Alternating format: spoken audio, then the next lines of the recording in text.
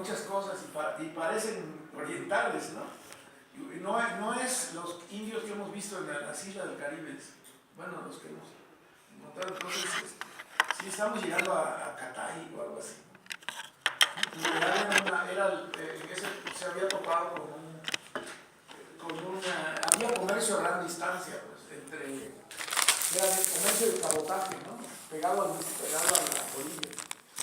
Sí había mucho, y había muchos puertos, ¿no? De hecho, hace poco se descubrió que el actual puerto de Coatzacoalcos, en la ribera opuesta, un lugar se llama Allende, ahora se llama Allende, hicieron en Coatzacoalcos, tiene el río Coatzacoalcos, la desembocadura es muy ancha, como 2 kilómetros o algo así, y está el puerto aquí, el puerto actual, y enfrente está Allende, ¿no? Entonces hicieron un túnel para los automóviles, hacer una especie como de Canal de la Mancha, ¿no? Pasar por abajo.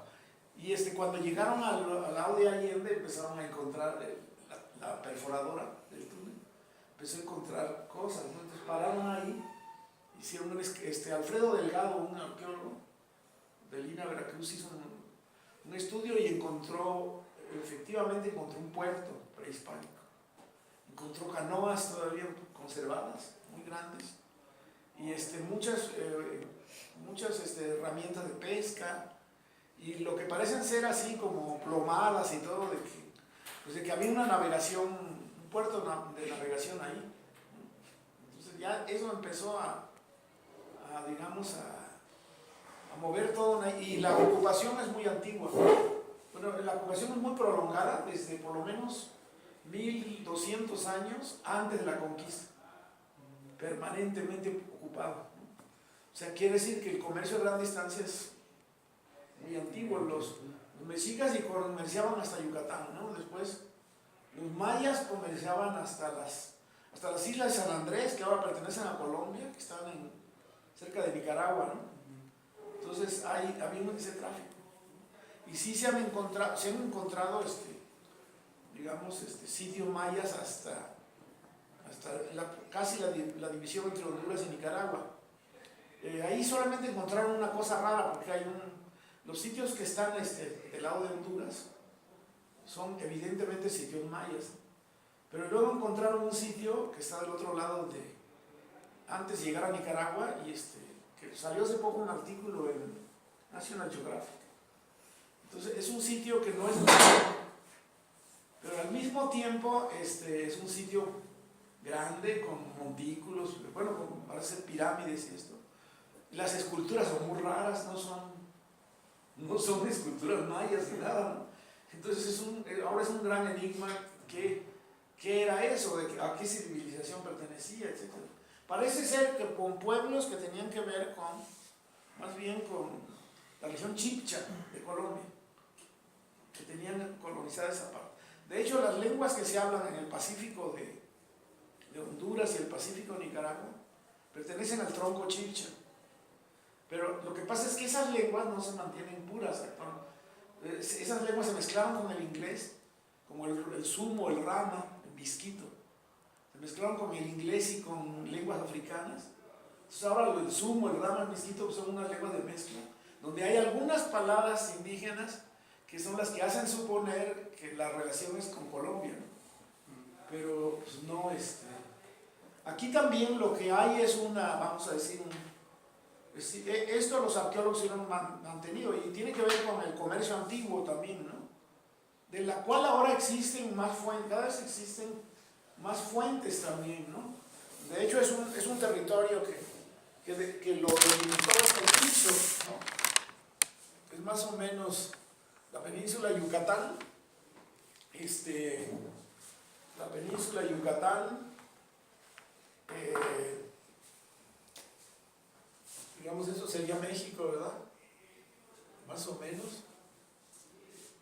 Entonces esto sería Yucatán, lago de Izabal, así se va, ¿no? Entonces lo que Kirchhoff delimitó, simplemente acumulando ciertos rasgos de civilización, vamos a decir, en relación con agricultura, templos, juegos de pelota, cerámica, escritura, etc. La frontera va entre Sinaloa y, digamos, entre Sinaloa y Sonora, incluye Sinaloa, digamos, va más o menos así sobre el río Pánuco hasta el río Pánuco. Por el sur va por aquí, este sería Honduras. Entonces, de este lado de la frontera encontraron sitios mayas, pero del otro lado encontraron un poblamiento que no saben bien exactamente qué es, ¿no? Entonces, esto llegaba hasta Costa Rica. O sea que esto es lo que Kirchhoff llamó Mesoamérica. Mesoamérica. Que ahora es un concepto que se usa mucho. Los arqueólogos se basan en todo ese concepto, ¿no? Al fin lo que más o menos se ha descubierto, ¿verdad? Es que esta frontera también estaba fluctuando, ¿no?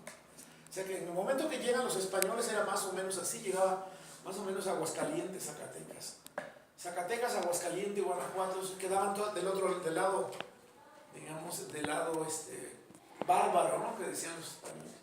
Los españoles cuando llegaron aquí se dieron cuenta de que al llegar a esta frontera se acababa la agricultura, y empezaban a toparse con indios bravos que eran nómadas, a los cuales empezaron a llamar con un término azteca, que era chichimeca, ¿no?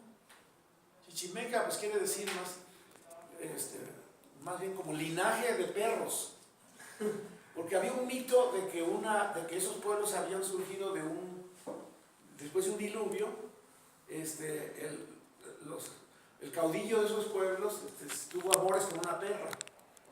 Bueno, lo único que salvó él es él y una perra, una especie de Noé, pero no llevaba animales, lo único que llevaba es una perra. Y la perra se quedó con él después del diluvio. Y de poco a poco la perra se transformó en una mujer y ya, ¿no? Y entonces se les llamó chichimecas, ¿no? Oteo chichimecas, ¿no? O sea, esto quiere decir chichimecas divinos, ¿no? Porque estaban asociados con los dioses, ¿no? Entonces, pero esta frontera estaba fluctuando, ¿no? Aquí todavía, por ejemplo, la frontera entre Sonora y entre Sonora que queda arriba y Sinaloa que queda abajo, todavía, si ustedes van ahí, como quien dice pueblo por pueblo, antes que se podía, porque ahora ya no es un territorio chichimeca, sino narco, y ya no es fácil ir, digamos, pueblo por pueblo. Entonces, aquí se consume la tortilla de maíz. Y cuando pasa uno al lado de Sonora, se deja de consumir la tortilla de maíz y se consumen tortillas de harina de trigo. Unas tortillas muy grandes. Entonces en Sinaloa dicen, donde se acaba la tortilla de maíz, se acaba la civilización, dicen. Esto parece un chiste, pero en realidad sí coincide con la frontera de Kirchhoff, ¿no? El que delimitó ese territorio es un alemán que trabajó en México, que se llamó Paul Kirchhoff. O Kirchhoff en alemán, ¿no? Yo todavía tuve oportunidad de conocerlo. Era un arqueólogo que vino refugiado de la guerra, de la Segunda Guerra Mundial. Él no era judío, él era alemán, pero era comunista. Entonces lo perseguían los nazis también, ¿no? Entonces se asiló en México. Entonces, más o menos, esta es la frontera, digamos. Entonces, aquí había un comercio a gran distancia. Digamos, el imperio azteca más o menos era una cosa así. Más o menos así. Hasta más pequeño. Más o menos así. Con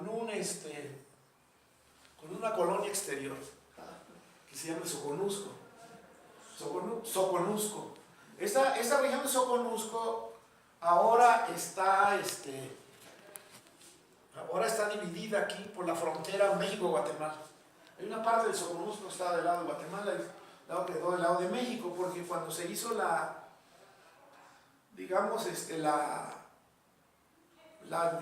el siglo XIX, la delimitación entre los dos países, un conflicto ahí territorial y todo, y al final se llegó a un acuerdo, ¿no? ¿Verdad? De que aquí la frontera de México iba a llegar hasta aquí nada más.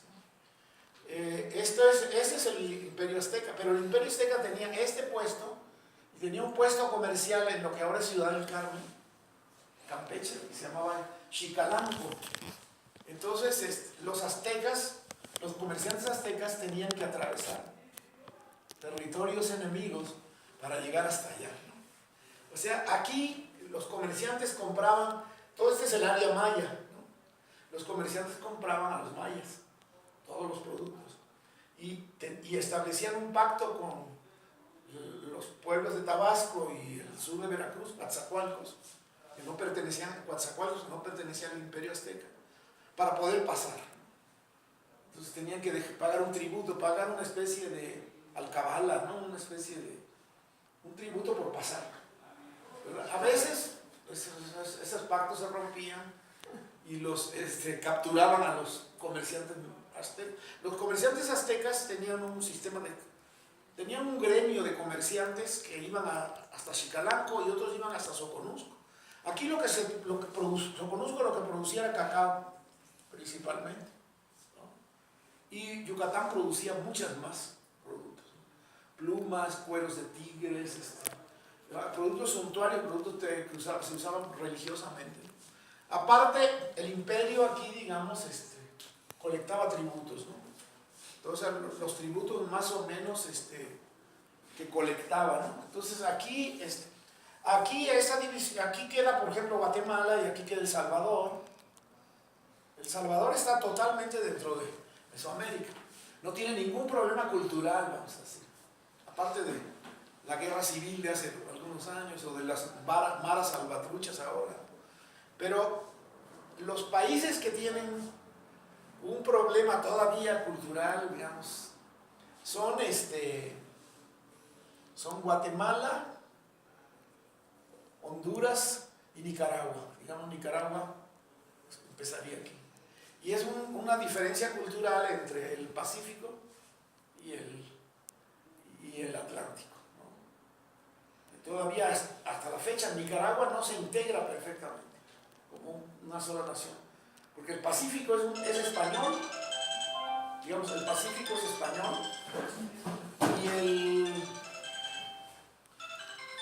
y el Atlántico se habla inglés. Belice, ¿no? Belice también, Belice está aquí, ¿no?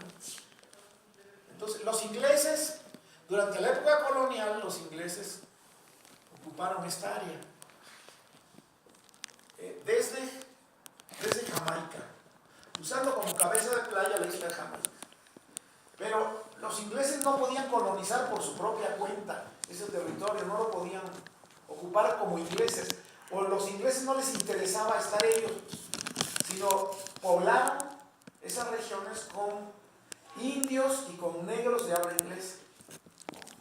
Entonces, Costa Rica tiene su Pacífico, su Caribe negro, Nicaragua tiene su Caribe negro, y aquí y hay pueblos de muy diversas, desde los negros que se llaman garífunas.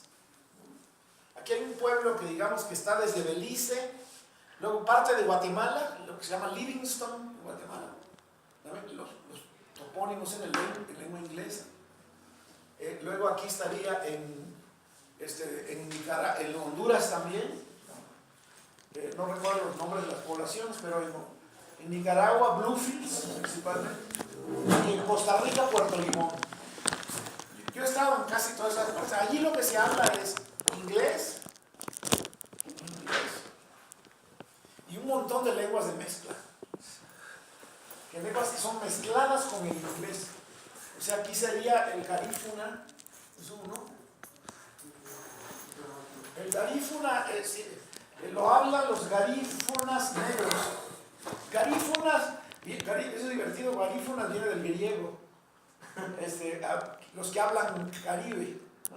En griego sería fonos, es hablar, ¿no? Entonces garífunas son los que hablan la lengua caribe.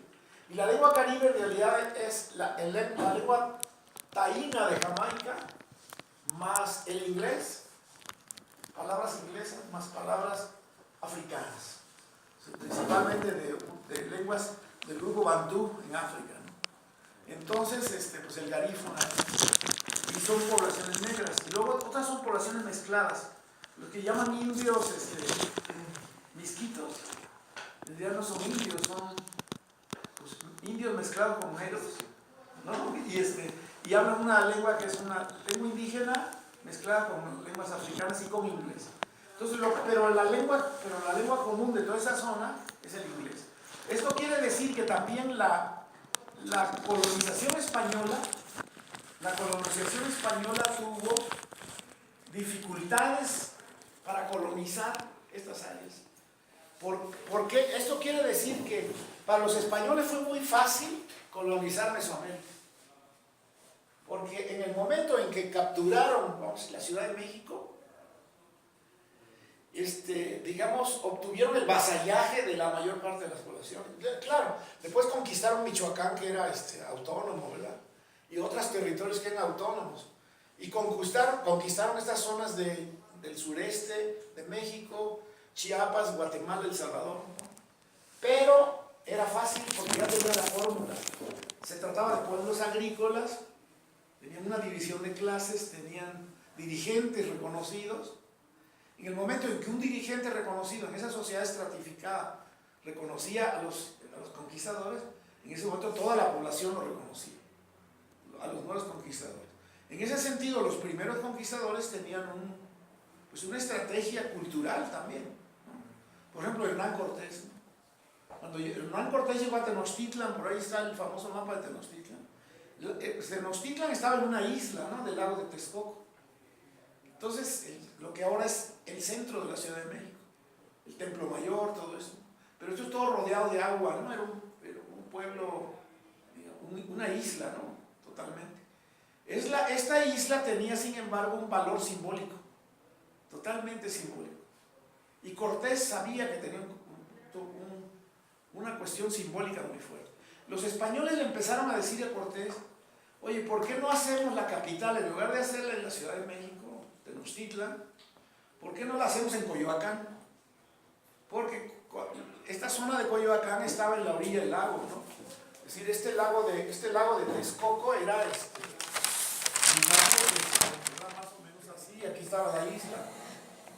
Y Coyoacán estaba, digamos, en la ribera sur del lago, ¿no? Todo ese era un lago. El problema con Tenochtitlan es que se inundaba frecuentemente, o sea, tenía un problema de inundación. Los aztecas tenían un sistema también muy interesante, donde un lago que era totalmente salado, lo fueron convirtiendo en un lago dulce. Y construyeron una barrera que separaba el agua salada, digamos, que quedaría de un lado, ¿no? y el agua dulce. Fueron dulcificando las aguas del lago. Y esto era una cosa, es decir, era un sistema hidráulico totalmente científico, vamos a decir. Los españoles, cuando llegan, le dicen a Cortés: ¿por qué no hacemos la capital en Coyoacán? Porque ahí no hay inundaciones, ya estás fuera del lago, ¿no? Y Cortés se empeñó de que no podía ser. Cortés sabía el valor simbólico de esta isla. Tenemos que estar aquí, decía Cortés, porque si no estamos en Tenochtitlan, entonces nadie nos va a obedecer. Porque la obediencia de los pueblos conquistados por los aztecas era una obediencia que se basaba también en el valor simbólico de una ciudad que tenía, una ciudad-estado, vamos a decir, que tenía un estatuto especial, ¿no? Simbólico, ¿no? Totalmente simbólico. Entonces, la estrategia de Cortés es: no, que se inunde, no importa. A ver cómo hacemos, ¿no? Entonces, cuando los españoles empiezan a poblar, este lago se empieza a desecar, ¿no? O sea, empiezan a crear forma. Y después destruyen la cortina, vamos a decir. El agua dulce con la salada se empiezan a mezclar. O sea, destruyen todo el sistema. Por último, en el siglo XVII, 1621 aproximadamente, la ciudad se inundó totalmente. Porque sobre la ciudad de Tenochtitlan se construyó la ciudad española. Era una especie de Venecia.